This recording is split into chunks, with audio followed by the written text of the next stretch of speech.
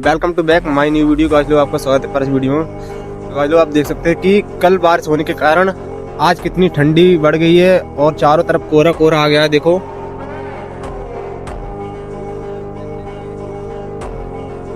पूरे चारों तरफ कोहरा कोहरा ही है, देखो, और ठंडी ठंडी हवा चल रही है। और हमारे खेत में जो अफीम के पेड़ थे, जो लाइसेंस दिया गया था सरकार द्वारा, वो आप देख सकते हैं ये कैसे हो गए पेड़ उसके बारिश होने की वजह से। कल देखो आप लोग, काफी बेकार पेड़ हो गए हैं क्योंकि कल बारिश हो गई थी, इसलिए काफी पानी भर गया था खेतों में। वो निकाला था हमने, आपको बताया था नेक्स्ट वीडियो में। अगर वो वीडियो आपने नहीं देखी है, वो लगभग 10 के होने वाले हैं व्यूज उसमें, तो देखना जरूर, देखना ना भूलना। ठीक है, ओके बाय, मिलते हैं, जय हिंद।